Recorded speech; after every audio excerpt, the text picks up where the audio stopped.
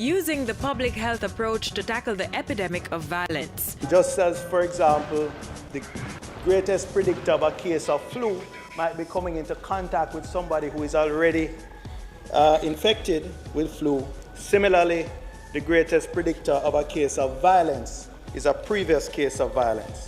And so the Ministry of National Security will seek to interrupt transmission by first detecting and finding cases of violence and then encouraging citizens to change their behavior so they can understand the causes of crime and work together to find a cure.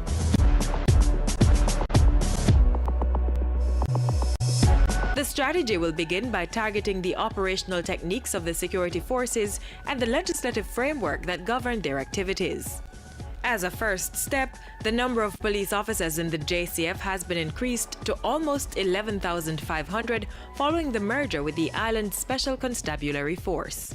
Internally, we've done a lot in terms of preparing for training, additional training to close skill gap, for mentorship, for reassignment, attachment of persons to work with teams and more experienced officers so that their skill sets can come up to the level required so that they can eventually perform on their own. More emphasis will also be placed on proximity policing, police officers being stationed in communities to build relationships with citizens. To make that possible, more 40-foot containers will be used as mobile police posts, existing public infrastructure will be retrofitted as police stations, and developers will be further encouraged to include police posts within housing developments. Accompanying this shift will also be a reduction in the use of the paramilitary-style uniform in favor of the more civilian-style red seam or khaki uniform.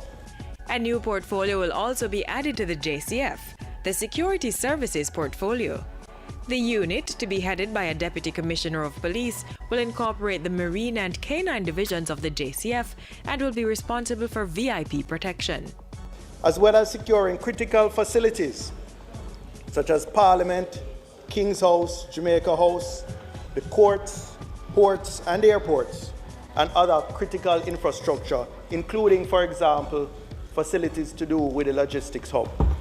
The police will also boost their operations to enforce the provisions of the Criminal Justice Suppression of Criminal Organizations Bill, popularly called the Anti-Gang Legislation, which was passed earlier this year.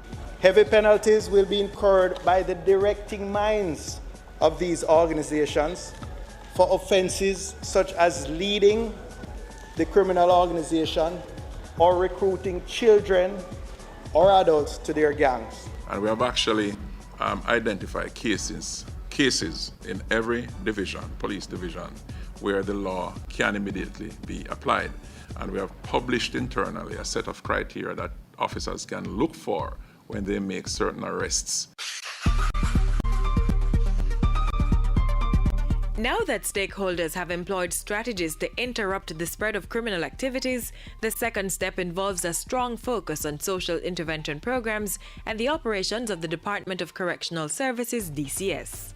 Through the third phase of the Citizen Security and Justice Program, CSJP, which will come on stream later this year, at-risk youth in volatile communities will continue to benefit from programs that promote life skills and vocational training.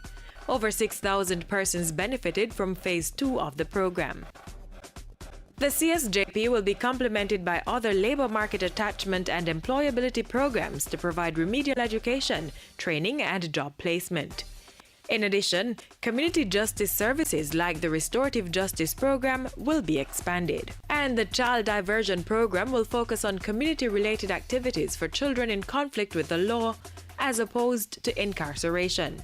And third, the supply of legal aid, mediation, and victim support services will be increased in targeted communities. Security officials strongly believe that the rehabilitation of inmates is important to preventing the spread of criminal activity. And so, with the help of UK prison estate consultants, a 5-year plan is being developed to transform the Department of Correctional Services. Under the program, potential sites have already been identified to build a maximum security facility which will house between 1,500 and 2,000 inmates. While those talks continue, a new behavior modification program will come on stream in June 2014 for inmates who spend a short time in prison. Facilities at the Tamarind and Richmond Farm Correctional Centers will be expanded to house medium security inmates, so that space will be available at the Tower Street and St. Catherine adult facilities for maximum security inmates. And during the first quarter of this financial year, the DCS will sensitize stakeholders about the sex offender registry, which was recently completed. Reversing the epidemic of violence in Jamaica will only be sustained if the attitude and behavior of the population change for the better. Steps must be taken to fix problems like weak family structures, a subculture of violence and lawlessness, and communities with criminal gangs. And the work must involve every sector of society: law enforcement, public and private sector interests, schools, churches, and community groups. Through the Unite for Change initiative, people all over Jamaica have been working together to make the country a safer place. This fiscal year, the campaign will be strengthened through counseling and psychosocial support for persons exposed to violence, increased volunteerism, peace marches, counseling, and parent education. Including social marketing campaigns that aim to change attitudes that either promote violence or promote retaliation against informers. A Stay Alert app will also be launched in the first quarter of this fiscal year so that smartphone users can anonymously report crimes or send information to the police by text, voice note, photograph, or video. The government, through the Ministry of National Security, is working assiduously to cure the disease called crime, interrupting transmission and preventing it from spreading. And through the Unite for Change campaign, positive attitudes are being promoted so that all citizens can come together to create a safer Jamaica for all.